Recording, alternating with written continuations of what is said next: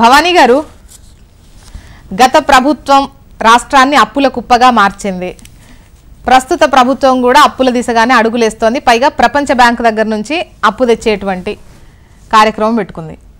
దానిపైన ఏమన్నా అడుగుతారా? దానిపైనే మీరే చెప్పాలి. అంటే అప్పు అని చెప్పి అంటే ఒక ప్రాజెక్టు గురించో లేదంటే వీటి సంక్షేమం గురించో కొత్తవి ఏమి కట్టడం లేకపోయినా కూడా కొన్ని రోజులుగా ఒక 8 నెలల్లో 50,000 కోట్ల అప్పులు తీసుకొచ్చారని ఒక వర్షం మొన్నటి వరకు నడిచింది. ఇప్పుడు ప్రపంచ బ్యాంకు దగ్గర నుంచి అప్పులు తీసుకొస్తే వాళ్ళు పెట్టేటువంటి నిబంధనలకు తలగుండాల్సినటువంటి అవసరం ఉంటుంది. రేపటి రోజున సంక్షేమం పైన దీని ఎఫెక్ట్ పడుతుంది అని చెప్పేది అక్కడ విమర్శ.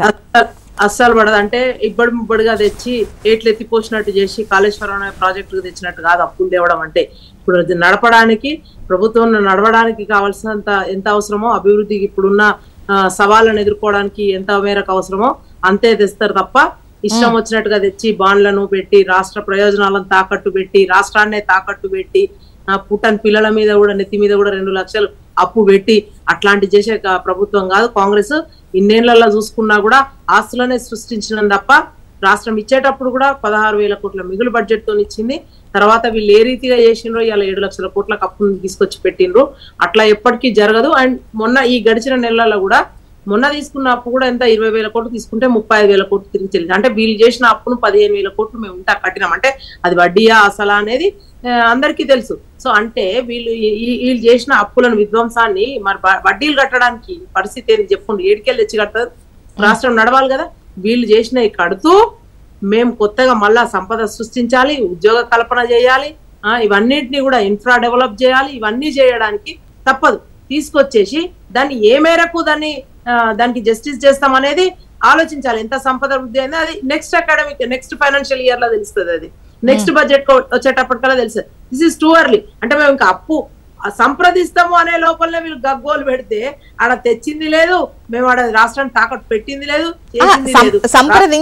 సంప్రదిస్తాము కాదు, సంప్రదించారు. దానికి సంబంధించి మూసీకి కావచ్చు, స్కిల్ డెవలప్మెంట్ కావచ్చు, వాటి అన్నింటికి సంయుక్తంగా ముందుకెళ్ళాలి, వాటికి సంబంధించి సహకరిస్తామని ప్రపంచ బ్యాంక్ కూడా కాస్త హామీ ఇచ్చినట్టుగా తెలుస్తోంది. డెఫినెట్లీ ఇప్పుడు కేసీఆర్ లాగా ఏం చేద్దామంటే అప్పు తెచ్చుకొని తిందాం, అప్పట్లో తెద్దామంటే ఎగబెడదాం అనే టైప్ కాదు. మేము వాళ్ళు చేసిన అప్పులకు మేము కడతా ఉన్నాము. సో డెఫినెట్ గా ఒక చిత్తశుద్ధితో ఉంది కాంగ్రెస్ ప్రభుత్వం. ఇవాళ రేవంత్ రెడ్డి గారి అధ్యక్షతన మంచిగా ముందుకు పోతా ఉన్నాం. మేము నిజంగా కూడా మంచి ముఖ్యమంత్రి దొరికింది అనుకోవాలి మనకు. ఎందుకంటే 18 అవర్స్ ఇట్లా పని చేస్తా పోతా ఉన్నారు. రాగానే చూసిండ్రు కదా మీరు, నిన్న అక్కడికి వెళ్ళి పంప్ హౌస్ ఓపెన్, తర్వాత ఇవాళ ఫాక్స్కాన్ తో కూర్చుంటున్నారు. అంటే ఎంతసేపు రాష్ట్రానికి కావాల్సిన పెట్టుబడులు, అభివృద్ధి, సంక్షేమ పథకాలు, ఈ ఆలోచనలు తప్ప కొత్తగా స్కూల్స్ రీఓపెన్ చేసినాం.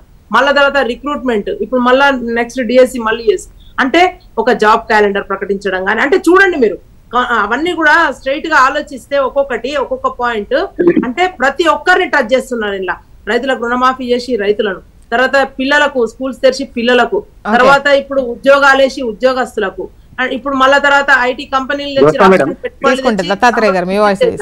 సో అంటే వరుసగా కూడా అన్ని సెక్టర్స్ ని స్పృశిస్తూ ఇవాళ హైడ్రా పేరు మీద చూసిండ్రు కదా ఎన్ని నాళాలు వాళ్ళ ప్రభుత్వంలో ఎట్లయినాయి అనేది, కబ్జాలకు గురైనాయని.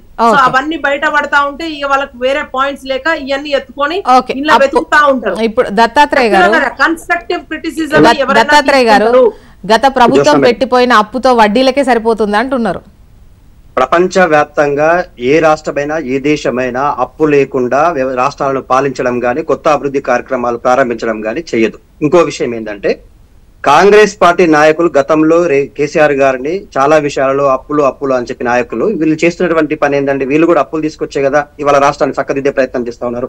58,000 కోట్ల అప్పు ఇవాళ కేవలం 7 నెలల కాలంలోనే చేశారంటే వీళ్ళకు కూడా ఈ రాష్ట్రంలో ఉన్నటువంటి అప్పులు తీర్చడంలో కానీ అప్పులు చేయడంలో కానీ ఇంకోటి ప్రపంచ బ్యాంకుతో అప్పు తీసుకోవడము అంటే ఇవాళ తన గురువు గారు అయినటువంటి చంద్రబాబు నాయుడు ప్రపంచ బ్యాంకుతో ఉన్నటువంటి సత్సంబంధాల వల్ల ఇవాళ తెలంగాణ రాష్ట్రమే కాదు ఉమ్మడి ఆంధ్రప్రదేశ్ లో ఏర్పడినటువంటి దుర్భరమైనటువంటి పరిస్థితులు ఏంటంటే ఒక కాంట్రాక్ట్ వ్యవస్థ, ఒక అవుట్ సోర్సింగ్ వ్యవస్థ వచ్చేసి జీవన ప్రమాణానికి సరిపోయే ఉద్యోగ భృతి కూడా ఇవ్వలేని స్థితిలోకి శ్రమదోపిడి అనేటువంటిది తీసుకురావడం జరిగింది. ఇవాళ చేస్తున్న పనికి సమాన వేతనం ఇవ్వకుండా చేసే పని ఒకే రకమైనప్పటికీ కూడా తన జీతంలో గానీ లేకపోతే తనకి ఇచ్చేటువంటి వసతుల్లో గానీ దించడం అనేటువంటిది జరుగుతుంది. ఇవాళ మేము అదే చెప్తా ఉన్నాం. మేము గతంలో ఎన్ని అప్పులు తీసుకొచ్చినా కూడా FRBM లిమిట్స్ కి ప్రకారం తీసుకొచ్చి రాష్ట్రాన్ని అభివృద్ధి బాటలోకి ముందుకు తీసుకెళ్ళాం.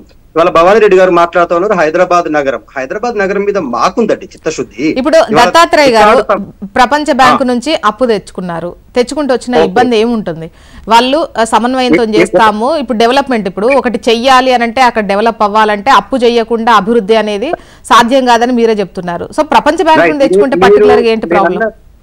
మీరు అన్నది చాలా మంచి ప్రశ్న. ఇది చాలా మంది మీ ప్రేక్షకులకు కూడా వినాల్సినటువంటి ప్రశ్న ఏంటంటే, ప్రపంచ బ్యాంకు అప్పు ఇచ్చేటప్పుడు కొన్ని కండిషన్స్ పెడుతుందండి. ప్రభుత్వ రంగ సంస్థల మీద ఉద్యోగాలు జీతాలు ఇవ్వడానికి మేము మీకు అప్పులు ఇవ్వము అని చెప్తారు. ప్రభుత్వ రంగాన్ని మీరు ప్రైవేట్ పరం చేయడము, లేకపోతే మీరు ప్రభుత్వ రంగంలో ఉన్నటువంటి భూములు కావచ్చు, వ్యాపారాలు కావచ్చు, లేకపోతే మిగతా రంగాలను కావచ్చు ప్రైవేట్ పరం చేయాలి అంటే ఆ FRBM లిమిట్స్ కి లోబడి అప్పులు తెచ్చుకునేది ఒక వర్గం అయితే మన కట్టుబడి ఉంటాం. మన ప్రభుత్వ రంగ సంస్థలన్నిటి కూడా కాపాడుకుంటూ వస్తాం. ఇవాళ కేంద్రంలో ఉన్నటువంటి బీజేపీ పార్టీ కావచ్చు, రాష్ట్రంలో ఉన్నటువంటి కాంగ్రెస్ పార్టీ కావచ్చు చేస్తుంది ఏంటంటే ప్రభుత్వ రంగ సంస్థలను నిర్వీర్యం చేస్తూ ప్రజల యొక్క జీవన ప్రమాణాలపై ప్రభావం పడుతుంది. ఏ విధమైన ప్రభావం పడుతుంది? ఇంతకు ముందు నేను చెప్పాను, ప్రభుత్వంలో ఆధీనంలో ఉన్నటువంటి ప్రతి ఉద్యోగానికి కాంట్రాక్ట్ వ్యవస్థలోకి మార్చమని ఆదేశాలు జారీ చేస్తుంది. ప్లస్ అవుట్ సోర్సింగ్ వ్యవస్థని పెంచి పోషిస్తుంది. ప్రపంచ బ్యాంకు ఆదేశాల ప్రకారమే ఈ ప్రభుత్వానికి ఇస్తున్న సంక్షేమ పథకాలపైన కుదింపు ఏర్పడుతుంది. ఏది? రేషన్ కార్డులు కావచ్చు, సంక్షేమ బడులు కావచ్చు, స్కూళ్లు కావచ్చు, హాస్టల్ కావచ్చు, ఇవన్నీ మూసిపెట్టేటువంటి పరిస్థితి ప్రభుత్వం ఖర్చు తగ్గించుకో అని చెప్పింది. ఖర్చు తగ్గించుకోవడం చెప్పదు. ఒక నిమిషం భవానీ గారు మీ వాయిస్ తీసుకుంటాను. ఇగో ఖచ్చితంగా ఇప్పుడు ఎవరి టైం అప్పుడు వాళ్ళ వర్షన్ వాళ్ళు చెప్తారు, దానికి మీరు క్లారిటీ ఇవ్వండి. భవానీ గారు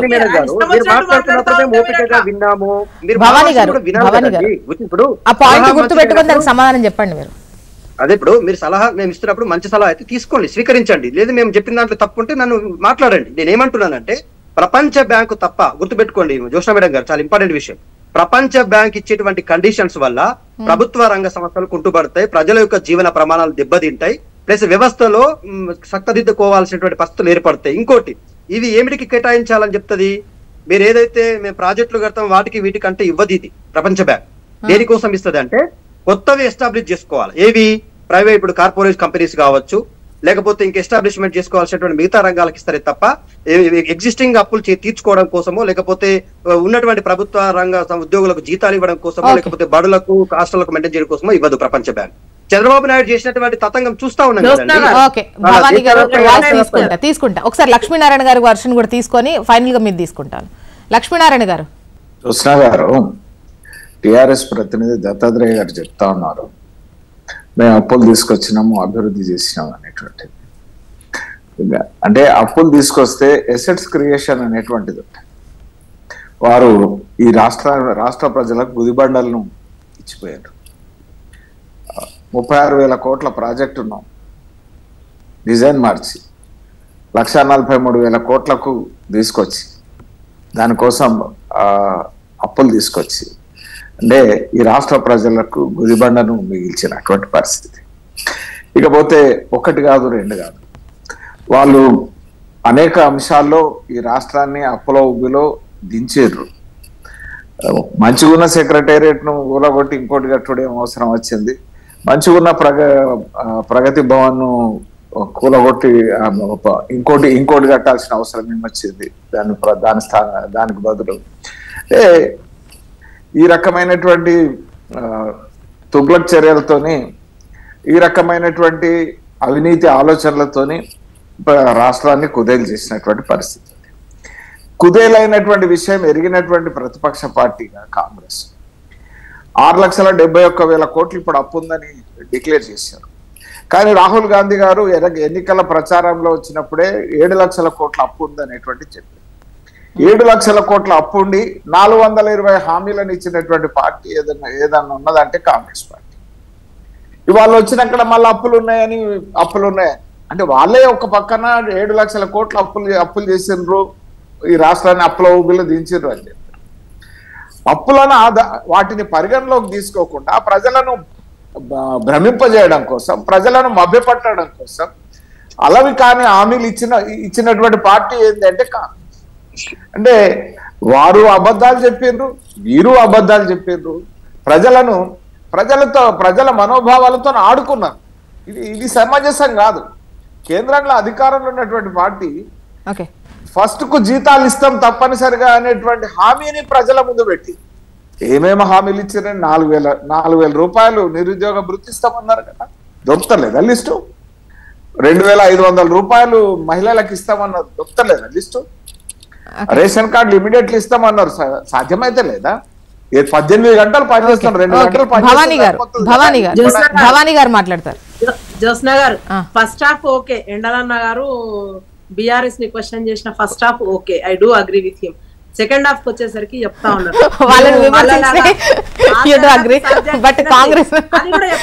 నేను కూడా ఇలా పెద్ద గొడవ పడాల్సిన అవసరం లేదు, ఓ వితండవాదం చేసుకోవాల్సిన అవసరం లేదు, నేను కూడా ఫ్యాక్ట్స్ చెప్తా. వీళ్ళు ఏం చేసిండ్రు, సరే అది చెప్పలేదు ఇది చెప్పలేదు, బిఆర్ఎస్ వాళ్ళేమో చెప్పిండ్రు చేయలేదు, అప్పులు తెచ్చిండ్రు అవి తీర్చలేదు, కాంగ్రెస్ వాళ్ళు ఉల్టా మళ్ళా ఇంకా హామీలు ఇచ్చిండ్రు అనేది అన్న వాదన కరెక్టే. వీఆర్ సో కాన్ఫిడెంట్ దట్ మేము చేస్తాము కాబట్టే ఆ హామీలు ఇచ్చినాము, విల్ డూ దట్, నెరవేర్చే దిశగా ముందు పోతూనే ఉన్నాం మేము ఇచ్చిన హామీలన్నీ. తర్వాత వాళ్ళు ఏం చేసిండ్రు, వాళ్ళు చెప్పలేదు, ఏం చేయడానికి లేక మేము తీసుకొచ్చిన అన్ని కూడా కంపెనీలన్నీ కూడా అమ్ముతా ఉన్నారు ఇవాళ అడ్డంగా, ప్రభుత్వ రంగ సంస్థలన్నిటి కూడా అమ్మేసి ప్రభుత్వాన్ని నడుపుతున్నారు. ఇకపోతే సోదరుడు ఇందాక దత్తాత్రేయ గారు చెప్పిండ్రు, కొత్త కంపెనీస్ కోసం అయితేనే ప్రపంచ బ్యాంక్ అప్పిస్తుంది. ఎస్, కొత్త కంపెనీస్ స్థాపించడానికే తీసుకొస్తున్నాం, అంతే తప్ప పాత ఉన్న కంపెనీస్ ను వాళ్ళకేదో తాకట్టు పెట్టి అడ్డంగా వాళ్ళకేదో అమ్మేసే సంస్కృతి కాదు. కాంగ్రెస్ ఎప్పుడు కూడా ప్రభుత్వ రంగ సంస్థలను బలోపేతం చేయాలి, అలా పనిచేసేటోళ్ళని కాపాడాలి, అదే ఉంటది తప్ప మీరు యూనియన్స్ కొట్లాడితే యూనియన్స్ వద్దనేది ఎందుకు అనంటే వాళ్ళకు విఘాతం కలిగించి వాళ్ళ హక్కులను భంగపరిచి దాన్ని అమ్మేద్దామనే ఉద్దేశం ఉంటది. కాబట్టి యూనియన్స్ నొక్కి పెడతారు. తర్వాత ఎవరన్నా మాట్లాడితే ప్రజల గొంతు నొక్కుతారు. ఇవాళ ఎంత స్వేచ్ఛాయుత వాతావరణం అండి ఇవాళ తెలంగాణలో. మీరేం చెప్పినా కూడా మేము ఎంత సంతోషంగా హ్యాపీగా తీసుకుంటా ఉన్నాం, గగ్గోలు పెట్టద్దు అని చెప్తా ఉన్నాం. నిజంగా ఎస్, మీరు అన్నారు సలహాలు ఇస్తే తీసుకోరాని, we are looking forward for it. మీలాగా భాషలో మాకు చెప్పడానికి రాకపోవచ్చు, అద్భుతంగా మాట్లాడుతున్నారు, మీరు పిహెచ్డీలు చేసిండ్రేమో, తెలుగు లిటరేచర్ బాగుంది, చాలా గొప్పగా మాట్లాడిండ్రు, బట్ అలా తప్పులు మాట్లాడద్దు అని చెప్తా ఉన్నాం. మేము నిజాలు మాట్లాడండి. ఇప్పుడు ప్రపంచ బ్యాంక్ దగ్గర నుంచి తీసుకుంటే పలు నిబంధనలతో పన్నులు వేయడం కావచ్చు, లేదంటే అవి నడిపేటువంటి వాళ్ళ గ్రిప్ లోకి వెళ్ళిపోతుంది, ఆ ఇబ్బందికర పరిస్థితులు ఉంటాయనేది వాళ్ళ వర్షన్. నేను చెప్పేది ఏంటంటే, ఇబ్బందికర పరిస్థితులు ఉన్నప్పుడు రాష్ట్ర ప్రయోజనాలను తాకట్టు పెట్టే పనులు ఏవి చేయరు. అందుట్లో నేషనల్ పార్టీ మాది, ఇంటి పార్టీయో అట్లాంటిది కాదు, నా ఇష్టం ఉన్న నిర్ణయాలు తీసుకుంటా అని. ఇక్కడ అందరూ ఉంటారు, అందరి నిర్ణయాలను గౌరవిస్తారు, ఇష్టం వచ్చినట్టుగా ఉండదు. సో ఎప్పుడైనా సరే ప్రభుత్వం ఒక మంచి పని చేస్తూ ముందుకు పోతా ఉన్నప్పుడు మీరు కలిసి రండి, కలిసి వచ్చే మనసు అంతా లేకపోయినా సరే పక్కకుండి కొంచెం చూస్తా ఉండండి, అరే టైం తీసుకోండి. ఇప్పుడే ఏం జరగలేదు, అప్పులు తేనేదేలేదు, కొత్త కంపెనీలు నెలకొల్పలేదు. ఇప్పుడు మీరు తెచ్చిన అప్పులనే కడతా ఉన్నాం, మేము అదే సవరిస్తా ఉన్నాం ఇంకా కూడా. సో చాలా అంటే అప్పుడే అనుకున్నాం ఇది పెద్ద ఛాలెంజింగ్ టాస్క్, కానీ ఆపకపోతే ఈ బిఆర్ఎస్ ను ఆపకపోయి ఉంటే మళ్ళా గనక వచ్చుంటే ఆ 7 లక్షల కోట్లు కాస్త 14 లక్షల కోట్లకు పోయేది. ఎందుకంటే 60 ఏళ్ల కాలంలో చేసిన అప్పేంది, వీళ్ళు 10 ఏళ్ల కాలంలో చేసిన అప్పేంది చూస్తారు. ఆడ బీజేపీని చూస్తారు, ఇలా టీఆర్ఎస్ చూస్తారు. రాబోయే రోజుల్లో అక్కడ భవానీ గారు ఈ లెక్క బట్టి చూస్తే అంటే 8 నెలల్లో మీరు ఒక 50,000 కోట్ల అంటే పాతప్పు కట్టడానికో కొత్తది పాలన కోసమో ఏం తీసుకొచ్చినా మీదో 50,000 కోట్ల అప్పు అయింది మీరు వచ్చిన తర్వాత. అంటే 7-8 నెలల్లో మళ్ళీ ఈ మీరు అయ్యేసరికి కూడా మీరు ఆ లెక్క దాకా తీసుకొస్తారేమో. లేదు మీ అనౌన్స్మెంట్, అది మీ అనౌన్స్మెంట్. అండ్ తర్వాత